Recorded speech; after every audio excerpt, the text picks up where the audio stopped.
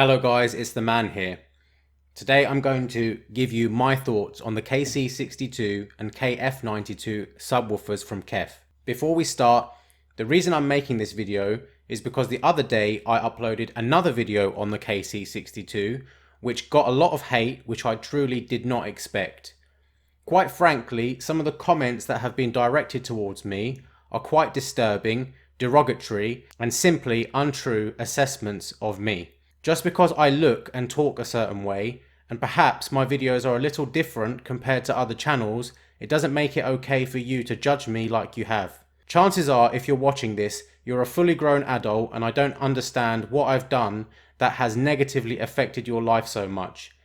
Anyway, the intention of this channel is to restore some integrity to the industry. Not only that, but also to bring some power back to consumers. Because from my experience, customers in this industry throw money at hi-fi gear, expecting some sort of magic to happen. And a lot of people end up unhappy and end up selling their equipment, and guess what? They lose a lot of money. I think there are a number of key changes that have to happen for the hi-fi industry to evolve. If you're interested in this sort of content, make sure you subscribe and there'll be more on the way. And if I've helped you today, make sure you like the video. If you're deciding between the KC62 and the KF92 subwoofers from Kef, or perhaps you're even looking at other subwoofers, I'm here to help you make that choice a little bit easier today. Hi guys, welcome to Man Discovers Tech.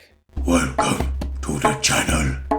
Today I'm going to be doing a specs comparison between the KC62 and KF92 subwoofers from Kef, and then later on I'm going to be doing a size comparison between these two. If you're currently on the fence between these two subs, or perhaps you're considering something bigger, you might have noticed these two subwoofers claim a frequency response down to 11 Hz. Is that a realistic expectation? I'm going to let you know that today. So starting with the two subwoofers, the KC62 and the KF92, let's have a look at the technology inside the cabinet. Both of these subs feature force cancelling technology. That means the drivers are acoustically in phase, but mechanically they move in opposite directions. The key difference here is that the KC62 uses what Kef call the unicore technology. Rather than having two magnets control these drivers, it's all incorporated into one magnet system. So how does force cancelling technology work? Well, if you're familiar with physics, Isaac Newton was the one who said, for every action there is an equal and opposite reaction. So as one cone moves out in a single driver system, that's going to mean the cabinet has to respond in some way. Essentially, it means the cabinet is going to rock back and forth. What happens is this generates very slight acoustic vibrations which get transmitted into the air and probably the ground. So if you mount another cone on the other side and they're in phase, essentially there's going to be no net momentum and the cabinet shouldn't really rock, at least due to cone motion anyway. So what this does, it helps keep the cabinet stable and inert. So is this a new concept in subwoofers? No, here are some other subwoofers that do something very similar to these two subs. Here we have the B&W PV1D, which I think is a really nice looking subwoofer. Now that sub claims a frequency response all the way down to 6.5 Hz. But if we read the next line, you'll see that B&W say a frequency extension down to 64 Hz when measured on reference axis. Drop down to the bottom of the spec sheet and there's a note that says base extension varies with output level due to dynamic equalization. Interesting. We'll come back to that one later. Another subwoofer that has this force cancelling technology, and that's the Sonos sub. Well, I thought Sonos was not really a brand for audiophiles like Kef is. Well, it's not. So guys, I just want to make this clear. Just because the subwoofer has this force cancelling technology, it doesn't mean it's better. I know it's tempting to look at the subwoofer and say, well, there's two drivers there and they're force cancelling, so there must be better bass coming from the subwoofer. Incorrect. So what's the real advantage of this technology? See, the key advantage of this technology is that the baffles can be smaller and therefore they can be stiffer. And that's really important for a bass box because of all the forces that are inside the box.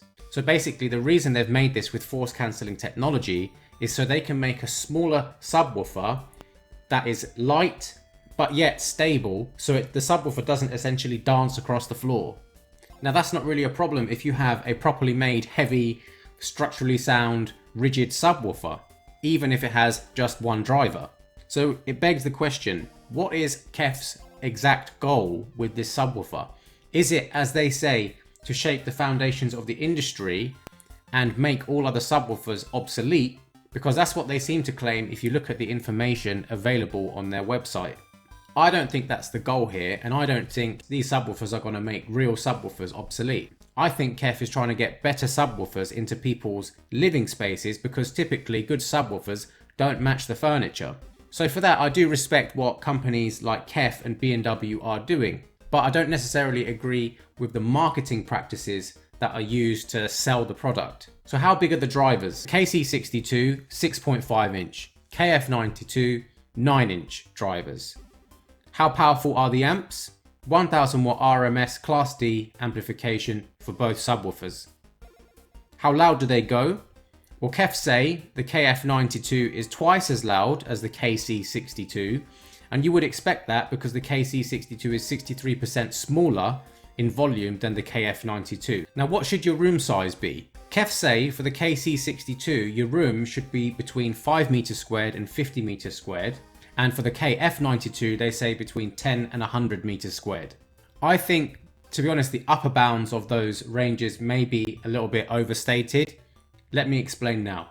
To make this size comparison relevant, I'm going to show you the subwoofer I've been using over the past few months.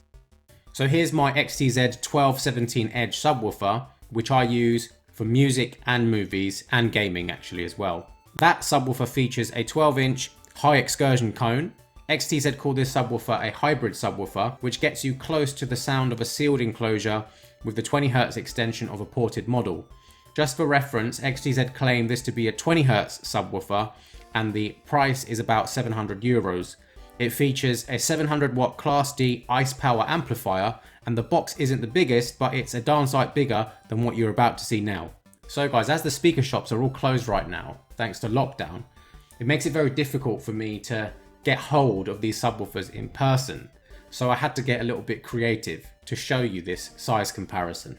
What you're seeing right now is two cardboard boxes which have been made to scale. Look at the difference between all three subs. Now the reason I'm making this video is just to bring awareness to what I've witnessed in the hi-fi industry. My opinion is I think there's too much fiddling going on in the spec sheets and a lot of consumers are buying into it. Fair enough, if you're experienced in hi-fi and home cinema, this is not going to be any surprise to you. I understand that, but I made this video for people who are on the fence and they don't know which model to buy. I made it for people who go into a speaker shop and ask which subwoofer should I buy, and they get led by salespeople who are there to make sales and they're not really advising the customer what is best for the customer's needs. So my recommendation is, if people want these Kef subwoofers for music, the KC62 and the KF92, then go ahead and try them out. I'd recommend getting a home demo and also trying out some other subwoofer brands like REL, SVS, XTZ and HSU Dr. Shu subwoofers if you're watching this in America. If you're really wanting this for movies and gaming, then my opinion is these subwoofers probably aren't going to be the right subs for you. The KF92 might be, but if you're looking for a smaller size subwoofer for movies with good power, perhaps something like an SVS SB3000 will get you there for less money than the KF92, and it's even less money than the KC62, and it only takes a little bit more space. Now, another thing about Kef's recommendation on the space, Kef recommends a space between 5 square meters and 50 square meters for the KC62, and the KF92 is recommended for spaces up to 100 square meters.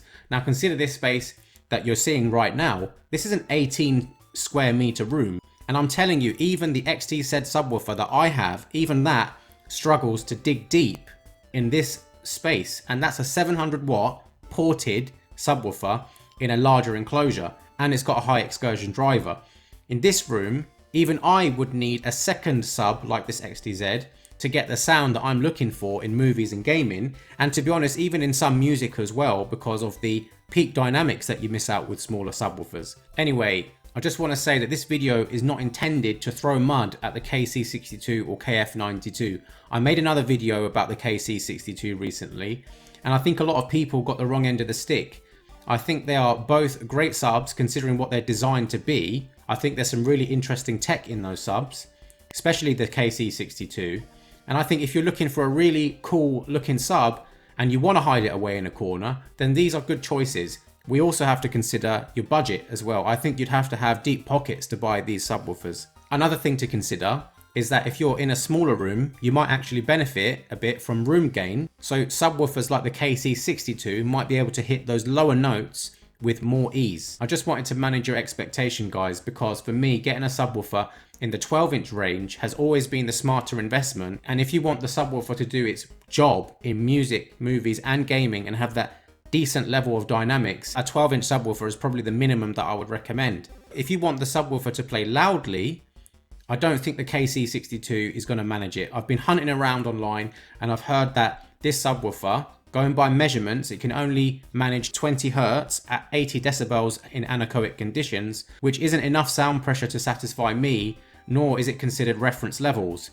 I've been an enthusiast for a long time and I've never heard anybody argue that those numbers are considered good for a subwoofer. Now I think the KF92 would get you a lot closer to reference levels, but again, considering the price, I've heard subwoofers like the SVS SB3000 and the sealed subs from Arundel can genuinely hit those lower notes better for a lower price. Anyway, I hope you enjoyed the video. I know some people are not going to agree with everything that I've said, and that's fine. But on my channel, I always try to keep things honest. I try to manage people's expectations so they don't make mistakes and they don't suffer from buyer's remorse. That's my only intention here with this channel. I'm not here to throw mud at other companies. That's not in my nature. I'm just trying to make sure that people don't make mistakes, because in this industry there are a lot of mistakes made, and that's why often people buy a system and then within 1 year they're selling it looking for the next high, you know. So that's all I'm trying to say here. If you do want a KC62 and a KF92 subwoofer from Kef, I would wish you good luck, and I would always do that. I would just encourage you to pick another couple of subwoofers from some other brands like I've mentioned, and make sure you do a home demo with all of these subwoofers in the room so you can get a real accurate picture of what's the best subwoofer for you. See you next time, guys, and make sure you like and subscribe if this video helped you.